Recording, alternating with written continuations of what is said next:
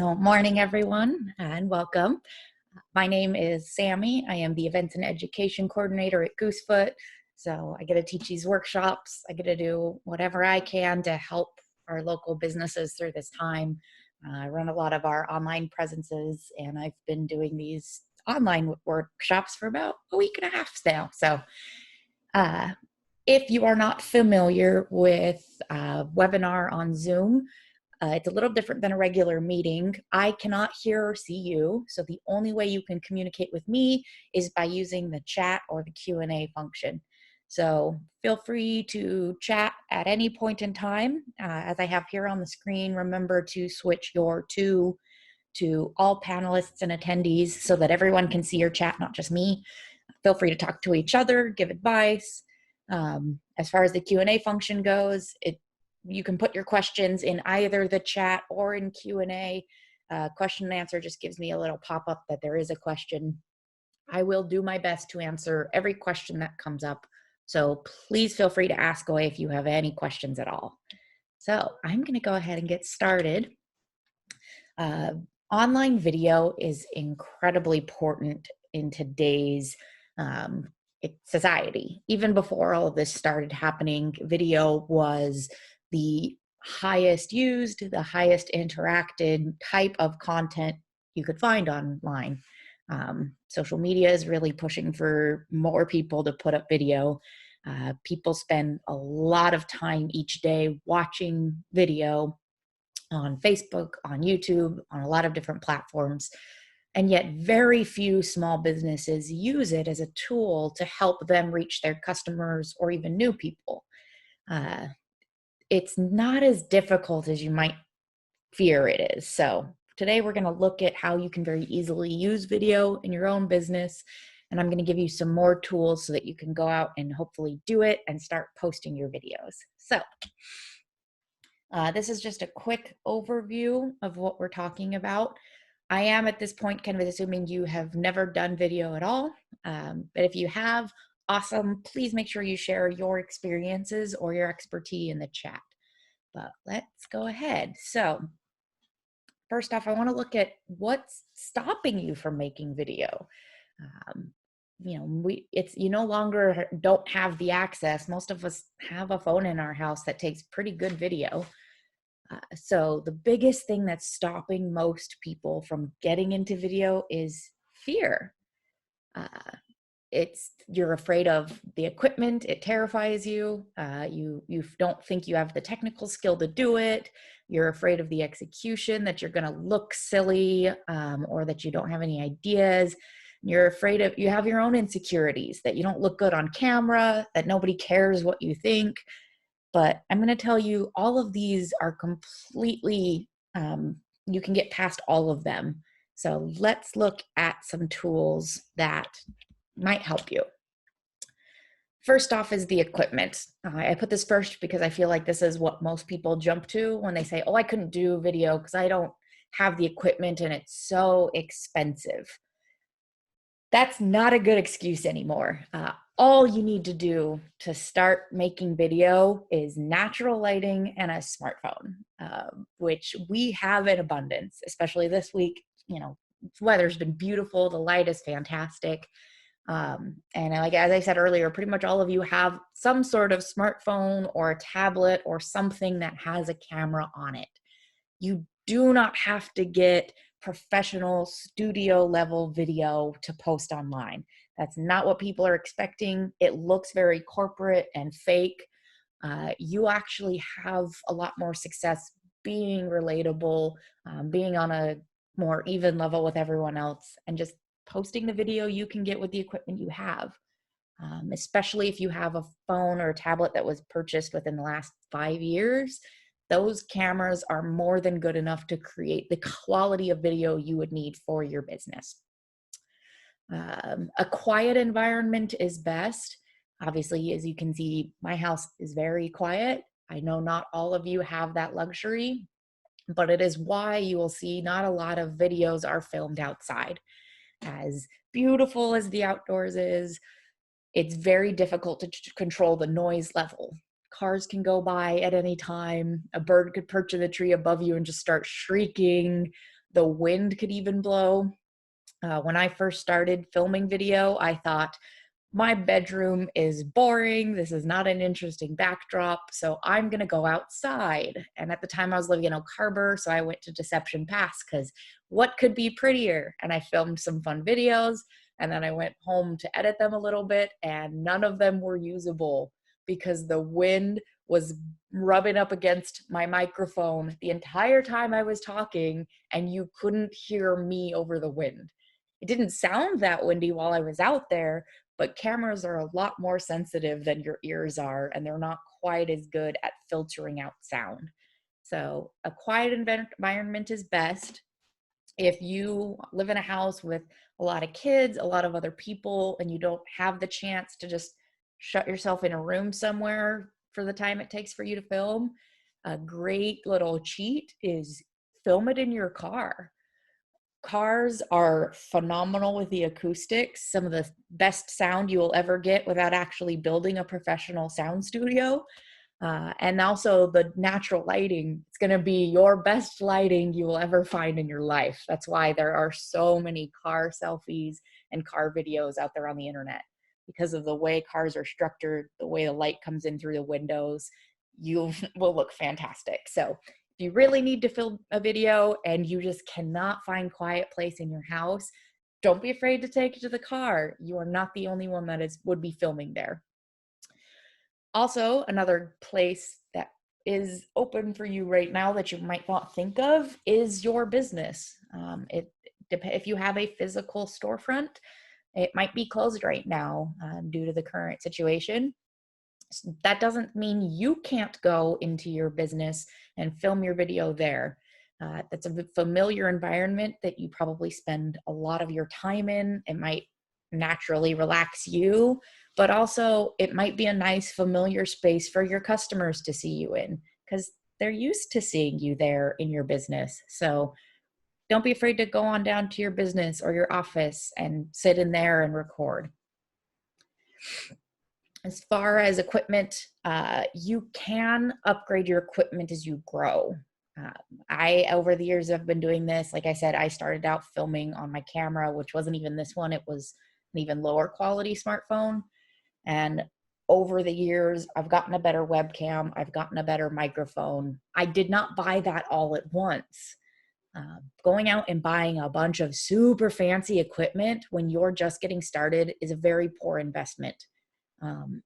Think about it this way. If you have a kid who is starting with a musical instrument, say you've got a kid in middle school that's learning the violin, you're not going to go out and buy them a several $1,000 professional quality violin. You're probably going to pick them up a $50 rental from the local music store.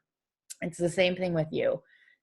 Let yourself figure out your speaking style, what kind of videos you're going to record, and then you can slowly upgrade your equipment as you grow, as you get more used to it, and hopefully as video starts making money for you, you can invest some of that back into your business.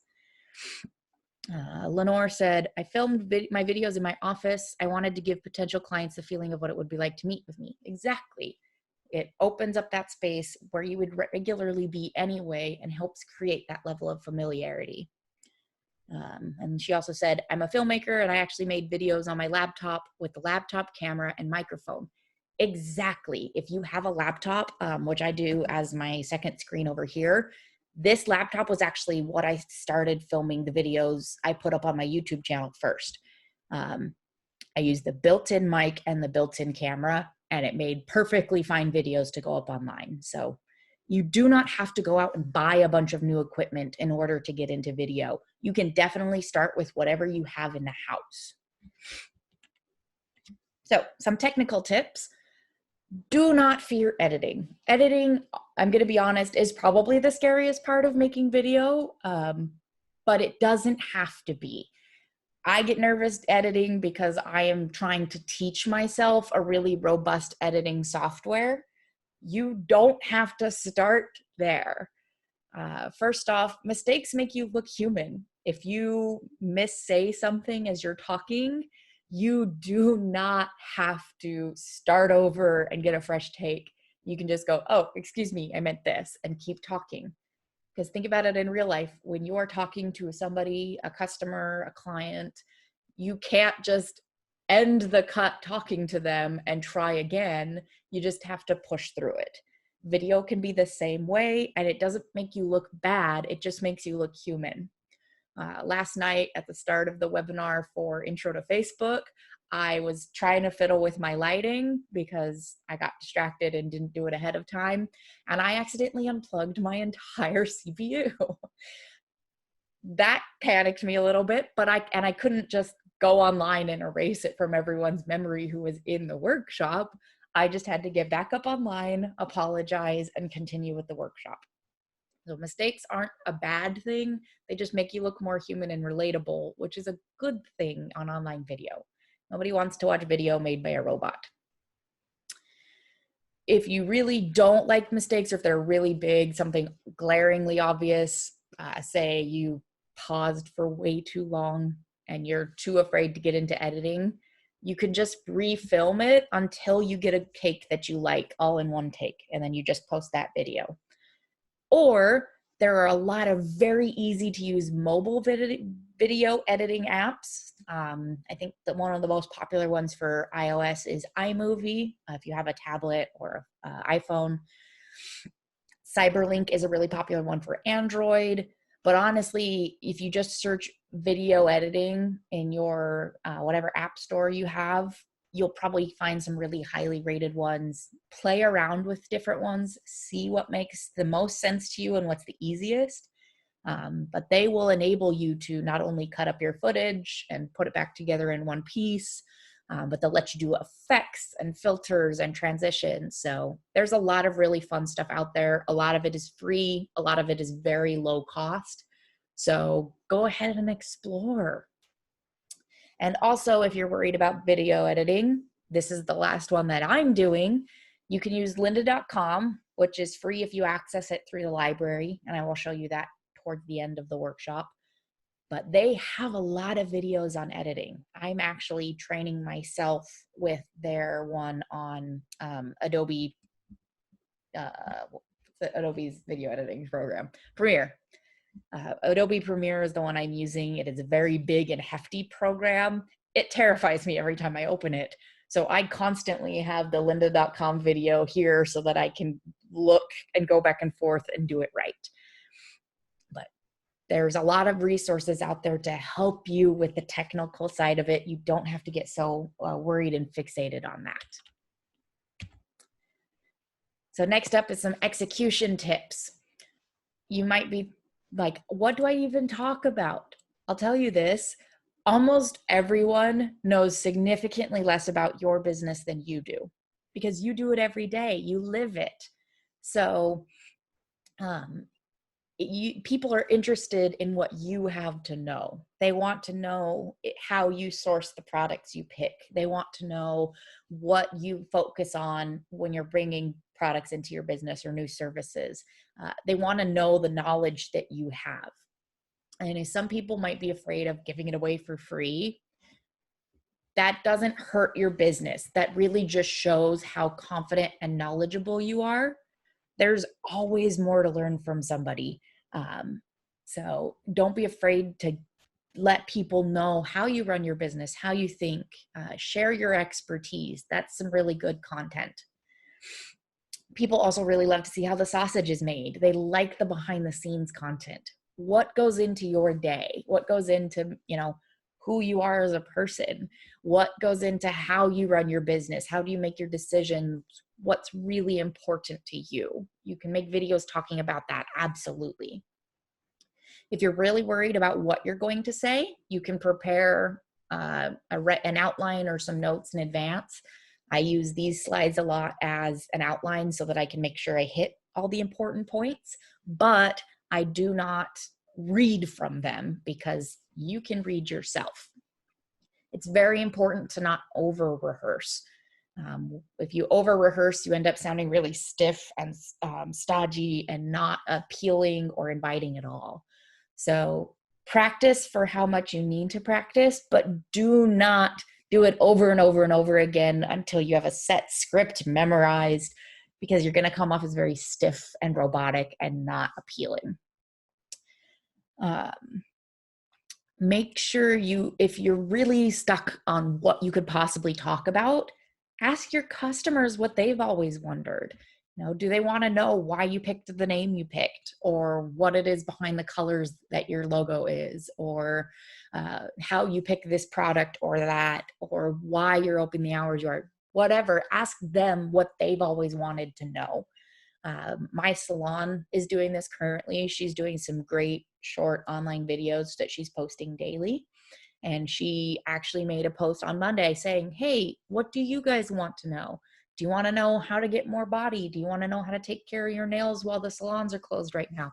What can I make a short video on that would help you? Don't be afraid to do the same for your customers. This is a perfect time to tell people what it is that you love about your business. Why did you go into business for yourself? What do you love about it? Tell people that. Right now, people are very aware that we need to do what we can to help our small businesses. They know our communities are made up of the businesses that are in them. So they're already very primed to help how they can. When you give them a video talking about what your business means to you, why you do it, why you love it, they're going to be more emotionally connected to you, and they're going to be more dedicated than ever to making sure that you survive. So this is the perfect time to tell people what it is that excites you about your business. And hey, if you've been in business for a while, maybe you've forgotten or lost sight of that, it's a great time to sit and be reflective and remind yourself why you love it. So go ahead and do a video like that. I'll also be talking about some more video ideas later if you're still like, but what do I actually talk about? If you're worried about insecurity, obviously this is a very valid and very widespread problem. People are very worried about, I'm going to look dumb on camera. I'm not as charming or eloquent as these people that are online. No one cares what I have to say. That is not true. You've got to silence that voice in your head. You are always going to be your biggest critic. I guarantee you, when I'm watching these videos back, I look at them and I'm like, oh, my hair was doing something stupid. The circles under my eyes are so dark. My voice is being modulated strangely. What was I even doing? But every single time, all the comments I get in the streams, on the comments in the videos, in emails afterwards were, oh my God, that was so helpful. That information was so important for me. Nobody is fixated on the things I am fixated on. And that's great. So, like I said, you got to learn to silence those voices in your head. I know it's easier said than done, but really the only way to do it is to just do it. If you are worried about how your videos look and you're so critical looking at yourself on video, I'll just remind you, professionals can't watch themselves on camera either. If you talk to almost any, say, Hollywood movie star, they will openly say they do not watch their movies because they hate seeing themselves on camera. So even people who do this for a living do not enjoy watching themselves on camera. It's okay if that is same for you. You do not have to let that stop you. Quick little security tip for when you start, and you saw me doing this, start with a smile before you hit record. It'll save you from that little couple of seconds lag where before you realize you're on camera and then you turn the smile on. It brings people in. Smiles are very welcoming and very connecting, but it also just helps you get enthusiastic and energetic into your subject matter. It helps bring your voice up to a higher, more pleasant register. So start your video with a smile. If you're not a naturally smiley person and it kind of fades over time, or you're talking about something serious and you feel like a smile is inappropriate, it's okay to let it drop as you go. But smiles for greetings are very common. So go ahead and give yourself a big smile, get yourself hyped up before you hit that start record button. Keep in mind, it takes 10,000 hours of doing anything to be an expert at something. So therefore, no one is expecting you to be an expert. You don't have to be perfect when you do this. You don't have to blow people out of the water and be a professional studio quality in order to post it. It's fine. We're just expecting you to be you. Your audience already loves and supports you. You already have people subscribed to your newsletter or following you on social media or checking out your website because they love you and they love what you're doing. You might look at yourself on camera and go, oh my God, I look terrible. Whereas your friends, your followers, your fans are looking at you on camera and going, oh my God, it's so good to see them again. I haven't seen them in so long and it's so nice. So just keep in mind, whoever behind that camera is, you may not be able to talk to them how you normally get to, but they're already excited to see you. So you're just giving them what they want. The biggest way to get over camera shyness is to create videos as much as possible. Even if it's just a short 10-second, hey guys, look at my view today, or look at this new product we got in, or hi, I just wanted to say I love you and I miss you and I hope you're doing great. Even if it's just that short little video, starting out with short, easy, no thought videos is the fastest way to get over camera shyness for these bigger workshops, or bigger videos, sorry. Minor workshops, yours don't have to be. So just once again, as I said earlier, the biggest way to get over those insecurities is to just shut them up, blindly do it, put it out there, and then watch as the response comes back in. So equipment. I know a lot of you are still really worried about, what, I don't have the right equipment for this. You really don't have to. This middle picture here, the phone or the tablet, or even your laptop with a built-in webcam, that is all you need to make a video. It has a built-in microphone, it has a built-in camera, it makes your life very easy. You can get a really cheap tripod like I have on the left here. This one is called an octopus tripod, so the arms bend so you can get it at whatever angle you want. I particularly like it because I can wrap it around like a fence post or a tree branch or something if I'm outside to get good angles. But something like that costs $10. But even if you don't, you want to get started doing video right after this workshop because you're all fired up and inspired, and you don't have time or money to run out and grab something like this, there is nothing stopping you from just using, a glass of water and propping it up against that. So you get a good angle and it stays solid. You don't need any extra equipment. If you're using a webcam like I am, a great way to make videos is to make sure you maintain eye contact with the lens. It makes people look like you are looking at them, and it's more inviting and connecting. But looking at the camera is really hard. Your eyes sort of wander, you get really shy. So if you're using a webcam and you're having trouble making eye contact with it, one of my favorite little tips is this picture that I have on the right here, where you just put googly eyes on your camera. And you're just making eye contact with the camera because there's googly eyes on it and you can't help but look into those fun little eyes. So if you need a quick little cheat, make some paper eyeballs and stick them on your camera. Anything you need to help remind you that that is where your eye contact should be. You don't need anything else. You really don't. You can always fuss with lighting and better cameras and better microphones, but that genuinely is something that should happen naturally down the road as you get more used to video. The only thing you need is a camera, some decent lighting, and yourself. So talking a little bit more about types of videos you can make, you can always do Q&As. You can do these live. This video is live and you guys can submit questions right now and I can answer them very happily. Or you could have them pre-submitted. You could let people know, hey folks, I'm going to do a Q&A about everything you've ever wondered. Please leave comment below with all your questions or email me with your questions. If you're not getting a lot of big response from folks. You could always go out and directly contact people you know and just say, hey, I need some questions for this video I'm making. Would you mind sending me some? You can also find some really great question lists online for various topics, and you could read from those. It's just a fun little interactive video that helps draw people in and connect them to you.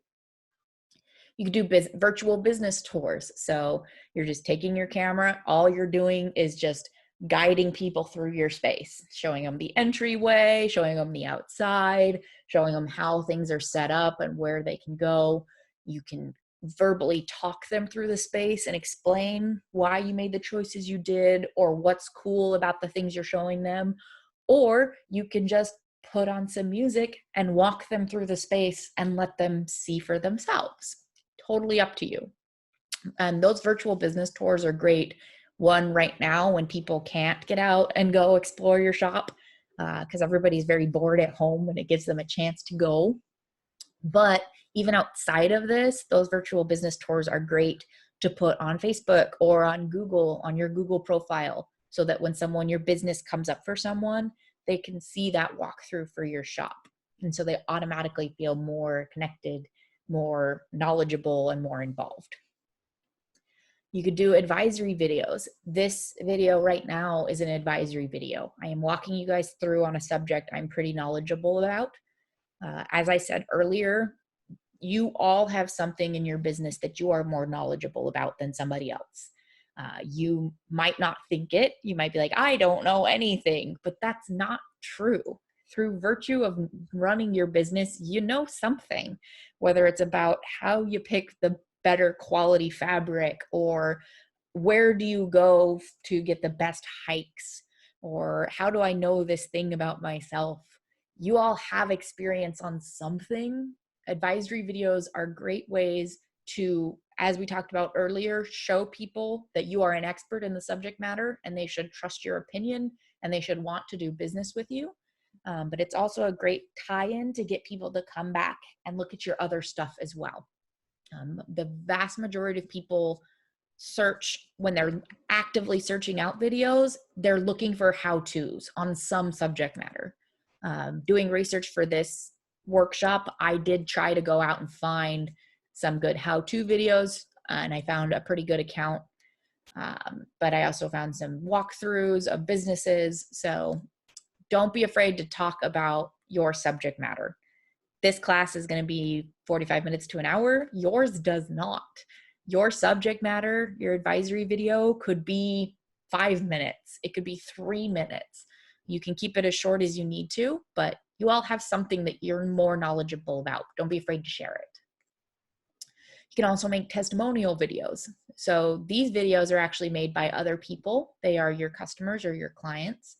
And they're talking about what they love about your business, how you impacted their life, what they've learned from you, anything like that. Usually at this time, and outside of this time, a good way to do that for customers that are maybe less tech savvy would be to invite them in and record it for them. Obviously, you shouldn't be doing that right now. But you can still ask customers to, hey, take a video of yourself showing off this product or talking about why you love our company. You could offer some sort of a gift or a prize randomly drawn for people that do it. But don't be afraid to ask people to make their own video talking about your business, your company, your location, and then ask them if you can share it on your profiles as well. You can do biographies or team intros, highlighting, yourself, why you got into the business. If you have key employees, what is their background? What do they actually do for the company? What does their day look like? As I said before, people love to know how the sausage is made, but also people love your business because of the people that are in it. They want to know more about you. They want to connect with you. So don't be afraid to share that information with them. You can do product or service videos. So this is just a video showing off a product, showing its uses, showing unique ways to use it. Same thing with your services. You can make a very short video talking about how your consulting works or how your counseling works, or why people should use your service over something else. You can do behind the scenes content. So say you get a weekly shipment in, and how does that processing work? You could take a video of that. You can take a video of trade shows or industry events that you go to. You can take a video of staff meetings. Why my staff with Goosefoot, we have annual staff parties, and largely we keep those off of social media because it's for the staff. But another group I work with, their staff party, they did kayaking with Whidbey Island Kayaking, and then we went to the arcade. We definitely took videos of the staff relaxing and having fun behind the scenes, and we put it up online, and people loved it. One, because they got to see their favorite employee that they love interacting with. They got to see them relax and have fun. And we got to highlight other businesses. So don't be afraid to show what's going on behind the scenes too. It doesn't all have to be in front of the curtain. And don't be afraid to repurpose your most popular posts into video content. If you made a post pointing out, how to find something or how to choose the best thing, anything on your social media that you've made a post about and a lot of people liked it or shared it or commented on it, don't be afraid to use that subject matter to make a video as well, because you already have proof that they like the thing, that they're excited about it. So you're just giving it to them in another format. And then once you have the video recorded, then what do you do with it? Give me just a second. I need a drink of water. Stay hydrated, everybody. You can put video on pretty much anywhere on the internet these days. You could put it directly on your website, on your home feed. I know Lenore has mentioned a few videos she has up on her website. You could put it on the about page or on a product specific page. There's a lot of places on your website, depending on what platform you're using, that you could put videos throughout your website. You can do them on your Facebook. Facebook loves video. They really want you to get out there and share it. So go ahead and put it on your Facebook. You can also do video on Instagram. Instagram video also performs very well. Obviously, you can put it on YouTube. YouTube is the largest video database.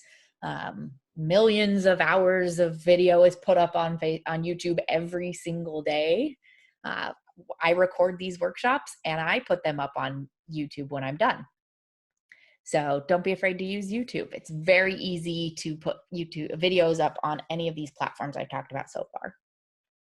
If for whatever reason you don't want to use YouTube, you don't like Google, whatever, Vimeo is another pretty hefty database. Vimeo's tricky though, because people don't tend to just explore around on Vimeo as they do on YouTube or other social media sites. Vimeo, people tend to go and watch the video that they got linked to. So Vimeo is a good place to store it and then put that link elsewhere, like on your website.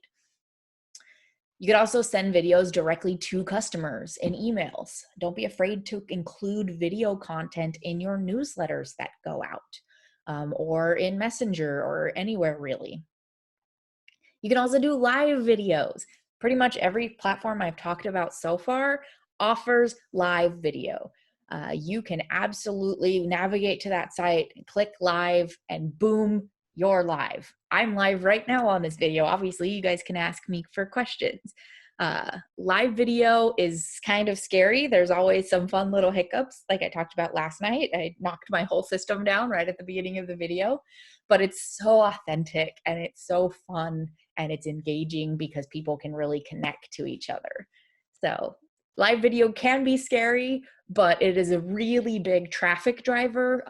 All of these platforms, Facebook, for example, sends out a notification to everybody whenever you go live. They actually give a pop-up notification of, hey, so-and-so is live right now. You should go and watch it. So live video is a lot of fun if you're not too afraid of playing it off the cuff. Quinn asked, will you offer a course on YouTube in the future? I don't have one planned now. But if you have any specific questions, please feel free to ask them to me. And if there is enough interest, I could look into putting a YouTube class together. But right now, I don't have one planned specifically on YouTube. But if you guys would like that to change, please let me know. So the next question that people often ask is, how long should my video be? The answer is always as long as it needs to be and no longer. You can always trim some fat off of your video. You could always cut off some pauses. You can always edit out some rambles and sidetracks that don't need to be in there.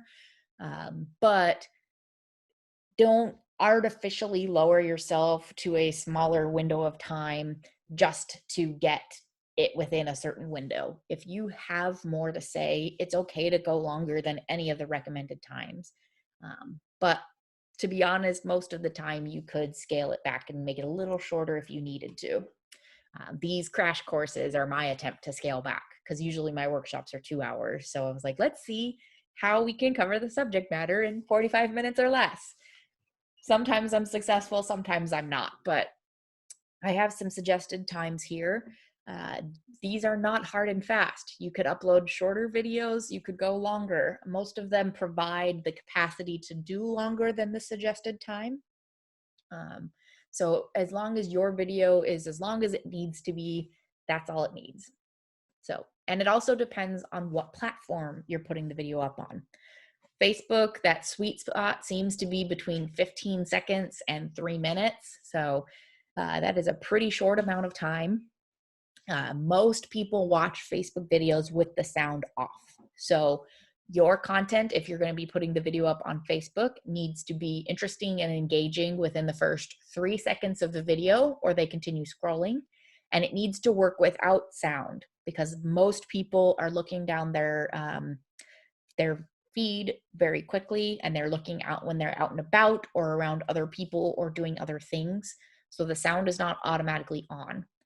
Some people will turn the sound on if you pull them in and engage them enough, but you need to use captions, you need to use word graphics so that you can understand what's going on in the video without ever having to turn the sound on. Obviously, if you're going live on Facebook, you do not have a way to do no sound, and Facebook Live videos are always have the sound turned on. So you don't have to worry too much about the sound on Facebook Live. But Facebook really encourages live videos to be at least 10 minutes long. It gives people time to see that notification to go hunt out your video and watch it. Facebook Live does archive automatically on your page so people can see the post in the future. But if you're going live on Facebook, they really encourage you to spend at least 10 minutes talking to people about whatever you went live about. Instagram, the video really should be between 26 seconds and under a minute. I think over a minute and it automatically starts looping the video. So keep it under a minute, but about 26 seconds is better. Instagram tends to be a much smaller window because that's how people use Instagram. They very quickly scroll through their feed. So you want to grab their attention clearly, but you don't want to take too long because then they will start worry that they're missing on something else and scroll away from your video. So keep it short on Instagram. And again, most people watch videos on Instagram without sound. You have to manually choose to turn the sound on. If you are putting a video in your Instagram stories, the limit for that is 15 seconds. You could obviously post multiple videos, and if you take a longer video than 15 seconds, Instagram will automatically chop it up into multiple clips for you.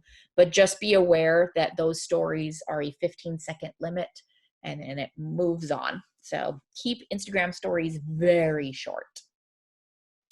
YouTube is different than all of the ones I've talked about so far. People go to YouTube specifically to watch video. They're not doing anything else there. They are going there with the intent to see video. So video is not disruptive on YouTube like it is on Facebook or Instagram. So therefore, longer form content is very much encouraged.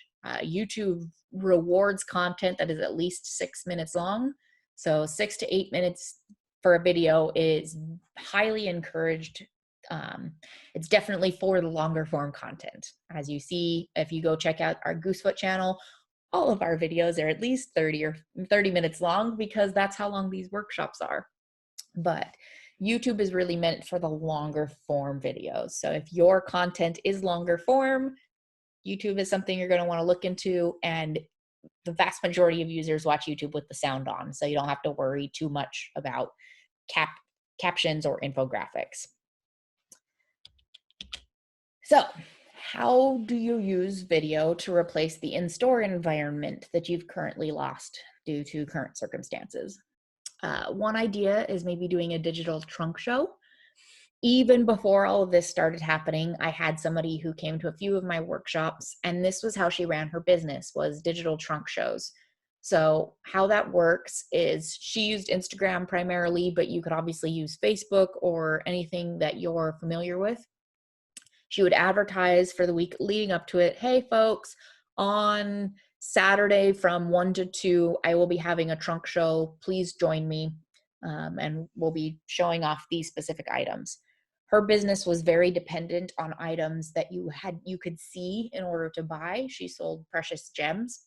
And obviously you can't sell gems by just saying like, I want to buy a ruby. Well, people who are buying gems buy that specific gem because of how it looks, the weight of it, the cut, all of that. And so during that window of time that she had pre-advertised, people could go on to her live video, and she would be showing off the objects one by one, talking about how they're made, showing scale and lots of different angles, and talking about the price. And as she talked, she had somebody else helping her. People would respond on the video that they were interested in buying that thing. The first person to respond, they would connect with them through private messenger, and set up payment, and then boom, that item would be sold to that person. If that person ended up pulling out, they would just move to the next soonest comment. Very much making a online sales channel, those old late night infomercials, bringing them to the digital age. That's absolutely something you could do in a specific window. You could show off your products and let customers comment of, ooh, I want to buy that. You could offer one-on-one video calls to walk customers through your store and do your shopping. If you have customers who miss coming to your business, they miss exploring the shelves and finding something cool, you could say, hey, by appointment, give me a call. I'll call you on Facebook Messenger or on, what's the iPad call that you can use? FaceTime. I'll call you on FaceTime. I'll call you on Facebook Messenger. Any of these sort of programs. You could call them on Zoom. And then you could just physically walk them through your store and record stuff for them. And if they go, no, wait, go back, I want to look at this thing again, and let them pick stuff off of your shelves that they want to buy. That's something unique. That's something pretty easy to do, pretty low tech, a lot of fun. So go ahead and give that a try if you have customers who miss physically coming into your store. You could also make one short video a day. It just needs to be 30 seconds, a minute, showing off a specific product, highlighting its unique uses or features, showing it at different angles, showing it live in the real world, taking it outside and letting people see it. You could do bunch of these, sit down, say on a Sunday, and just record a bunch of them and then post them once a day for however long. When you make videos, be sure to post the video everywhere your customers will see it. It should go up on your website. It should go on all of your social media feeds. It should go in your newsletters, anything you could think of, because video does take more effort than a regular text post or a picture post. You should want to be rewarded for the effort you put into it. Share it everywhere people can see it. I found this quick little example video I wanted to show you guys. It's just a 6-minute video of somebody walking people through their new space. And it has, I think, about 75,000 views. Hey, what's up guys? I don't Kimberly know here, and if you welcome guys back can to my hear. YouTube channel. I want to start off this video by saying happy Halloween, and I hope everyone has a fun and safe Halloween. So she talks for the first minute or so about why she got into the business, why it's important to her. So I'm going to skip through all of this. And then see, this is a video walkthrough that I was talking about as an example. Not anything super high tech. It's not super professional, high quality grade. It's literally just her holding her phone and walking through the business. You can see how effective it is.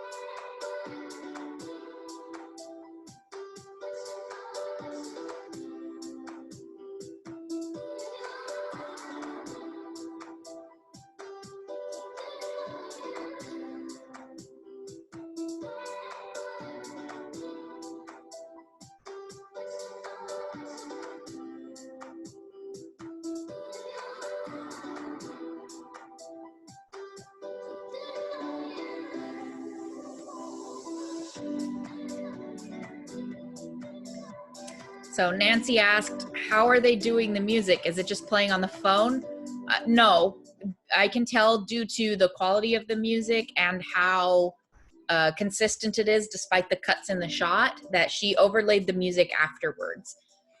There's almost every photo editing app out there, even the very simple phone ones will let you put music over the top. And I'm going to talk a little bit more about music because there is some caution in there. But no, she didn't play it on the phone. She edited it over the video afterwards.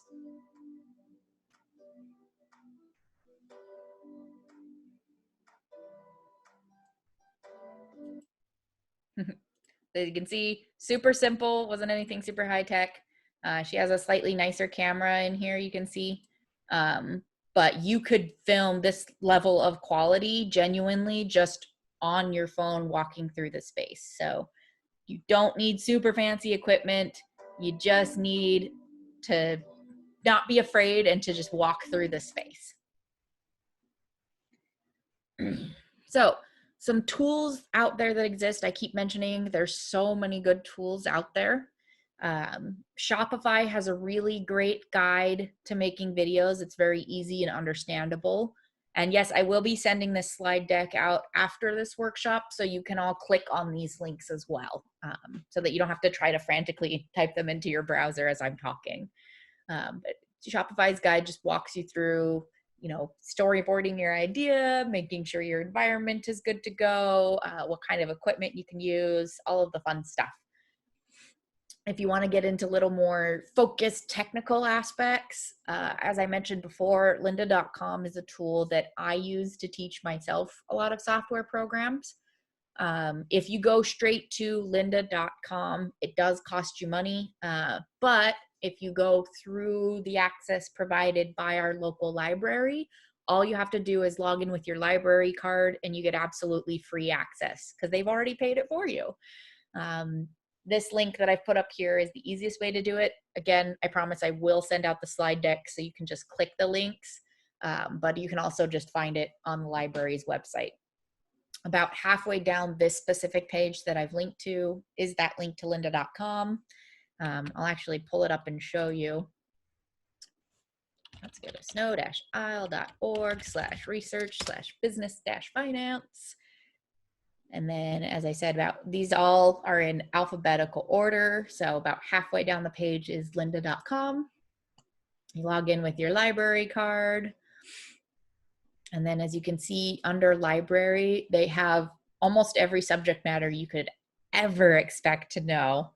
And they actually have an entire tab on video. So They have, pre-production, motion graphics, editing, audio for video, filmmaking, shooting video. The shooting video is very intro level, nice and very easy to do. Right here, creating online video with Android phones. If you scroll down a little bit, creating online video with the iPhone. Video strategies for high engagement. As you can see, some of these are very short. This one is 16 minutes. This one is almost 2 hours. If you get started on a video and you're like, this is really interesting, but I don't have time right now, if you leave and come back, lynda.com saves where you were in the video. As you can see, it shows where all of the videos I was watching and how far through them I am. So you can come back and watch it at any time. If you are using a specific software to edit, you can also probably find a video on it in here. You can just use the search function, or you can look under topics. Like I said, I'm using Premiere Pro because it's what I have, but it's also gigantic and terrifying. But there's After Effects, Final Cut, but you can also use a lot of free online ones if you just search for them as well. So these are the classes on lynda.com I really recommend, these 3 of them by name, but there's also genuinely a lot of ones on editing depending on what program you are using. So as I said, don't worry about frantically scribbling these links down. I will be sending this out after this workshop is over. Some final tips, and again, if you guys have any questions, please feel free to keep asking them. Use natural lighting whenever possible. These videos for these morning workshops, the crash courses I've been doing, the lighting is a lot better than last night when I tried to do it at 6 o'clock. The lighting was very different, and also I knew it was going to get dark as I talked because that class lasted until 8. So I tried to set up my lamp, which is why I had my technical issues. That lighting even then was much worse than this nice natural lighting I'm getting. So film it at a time and in a place where you can get nice natural lighting. It's always going to be more complimentary to you. And I'm actually using the natural lighting incorrectly because it's over here on my side. So this side of my face is glowing and this side is kind of in shadow. It would actually be better for me if my face was to the window, the camera's back was to the light. Do not ever have the light behind you because then you are going to be blacked out. Make sure it is in front of you coming onto your face. Julia asked, last night's class on YouTube? No, last night's class was on Facebook. I haven't done a YouTube class in a few years. So as I said, I see there is some interest, so I could look into bringing that back. But no, last night's was on Facebook. Just make sure you use natural lighting whenever possible. As I said, car is a great place to film because it reflects the light very nicely on you. Oh, I'm sorry, Julia, I misunderstood. You asked, is it posted on YouTube? Unfortunately, no. I've been recording all of these and putting them up on YouTube. Last night when I knocked my power out and had to scramble to get it back online and get going, I forgot to hit record. So I don't have the recording of last night's video. Because of that, I'm looking into running another intro to Facebook next month so that I can get the recorded video. So I'll get more news about that out soon. But unfortunately, last night's video is not up on YouTube, but the rest of these are. So back to the tips. Make sure you clean up your background. It can get really distressing for you filming a video, doing something you're not familiar with. Taking control of your space is one of the quickest ways to make yourself feel better. So as you can see in the background of mine, I'm actually gonna open my video again so I can see my background is pretty nice. I have this beautiful table, the floor is clean, I got my nice beanbag chair in the background. My house is not actually this nice. If you guys could see my desk, it is so much messier than my background behind me. But I know you guys can't see this, so I'm not too worried about cleaning it. But I did make sure I cleaned the space in the background where you guys could see because it makes me a little less self-conscious. If you are insisting, you are to the point where you want to start upgrading your equipment, a better mic is way more important than a better camera.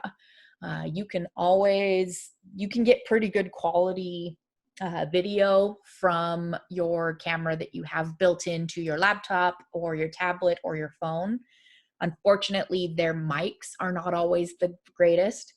You get a lot of weird echo, you get a lot of blown out sound, um, and bad sound on a video, especially if you're doing it on YouTube where people watch it with the sound on. That can actually scare people away faster than a poor quality video can. So, like I said, whatever default programs, whatever equipment you have in your house right now, more than fine to get started. But if you want to start upgrading, I would start with the mic. Ellen actually complimented my sound is really good. I do have a specific mic for this because the sound picking up from my webcam, I don't like it. It's very echoey. It's very staticky. It doesn't pick up great sound. So one of the things I bought in the last year alone, even though I've been doing video for a while, was a new mic. So my mic is a little desktop one. It's USB, so it just plugs into my computer. This one cost me about $80. It's the Fifine mic. Blue Yeti's a really good company. But honestly, you can find a lot of really good microphones that just plug into your computer or even directly into your phone or your tablet. And they make much better quality microphones than is default in it. And I was looking before this workshop, there's some really good ones that will plug into an iPhone or an Android phone for just $20 or $30. Obviously, the range can go much higher. There's even some really nice lavalier microphones. So those are those little clip-on ones with just the tiny wire. If you don't want to have a desktop setup, if you're sitting out somewhere in a clearer space or you're walking, lavalier mics are great. And there's some that will pair to a phone and they're just really cheap. So my mic, people are asking what the brand and model is. I don't know that off the top of my head. As I mentioned, it's a Fifine, but because there is so much interest, I will go and find my specific mic that I bought and I will include it in the email that I send to all of you after this class is over. Going back to general tips with the equipment you have right now, be very careful of music playing in the background. Turn off the radio. Do not let other people play music. If you have, music as a ringtone, make sure you mute your phone. Music is very, very tightly regulated in our country. And if you have music playing in your video that you do not have the license to, even as something as small as a few seconds, you can get copyright strikes on your video. They could get pulled down. So either have no music at all, like I do during these workshops, or you can find royalty-free music, which is what the girl was playing in the video I showed you guys earlier. Royalty-free music does not mean it is free. You can find a lot of royalty-free music, but you can also purchase some that are of slightly higher quality. You genuinely just need to search royalty-free music. I find a lot of really good ones on YouTube, but there are sites that are built just for royalty-free music, and they actually have them sorted in mood. So you can find calm and relaxing, you can find happy and energetic. You could find serious. You could find sad, nostalgic. There's a lot of different moods you can sort royalty-free music by. So if you really want to have music in your video, don't just use your favorite current pop song because you will get in trouble for that. Find something royalty-free that gives you the right energy and mood you're looking for. For videos, practice makes perfect. To get perfect at videos, you have to put in the practice. You're not going to be amazing, perfect at it from the beginning. You're going to have a lot of goofs. You're going to have mistakes. Even people who do video professionally online nowadays, they go back and they look at their early videos and they go, oh my God, I was so bad. I spoke way too slow. My quality wasn't good enough. But that is over time they realized they had to grow to that point. So it's okay to be a little goofy. It's okay to have mistakes in the beginning, because that is how you craft your unique online personality. It's how you get good at it. It's how you find what sets you apart from everybody else who's making online video. So don't be afraid of those mistakes early on. Just get that practice in. Keep in mind that you are your biggest critic always. You are always going to think your video sucks, that it's terrible, that it's not good enough, that it could be better. And everybody else is just going to think how great the content you provided was. So you're always going to be your biggest critic. Don't let yourself stop you from getting into video. And at the end of the day, just try it and have fun. Just point the camera at yourself and goof off. All of the videos I've got on my secret personal YouTube channel, I've got these nice crafted, scripted videos that I've got out there. My most popular one was when I was feeling really goofy and bored one day, and I just pointed the camera at myself and danced around my room. That's it. It was me being completely goofy. I still get embarrassed just thinking about it, but everybody else absolutely loved it. So at the end of the day, just have fun with it. Let's see. Julie asked, how do picture rights work on a shop, such as if you use a Dr. Seuss picture or a Little Mermaid picture next to your product? Pictures are very tricky. If it is a copyrighted picture, you could get in trouble, but those don't tend to get chased down as heavily as music does. So I would avoid using copyrighted pictures of other people's work, just to be on the safe side. But if you're wearing a shirt with Little Mermaid in it, you're not gonna get in legal trouble because you're just taking video of real life. And there is an extent of fair use. Fair use is a very complicated legal definition, and I don't unfortunately have time to get into it. So there are wiggle room, but to be safe, I would avoid copyrighted images. Just stick to your own stuff, or stuff that is not copyrighted. So we've come to the end of our time now. That was just a tiny bit over an hour, as I promised. If you guys have any questions, feel free to continue asking them. But at this point, thank you so much for coming. I hope you have a great rest of your day, and I hope to see you at future workshops.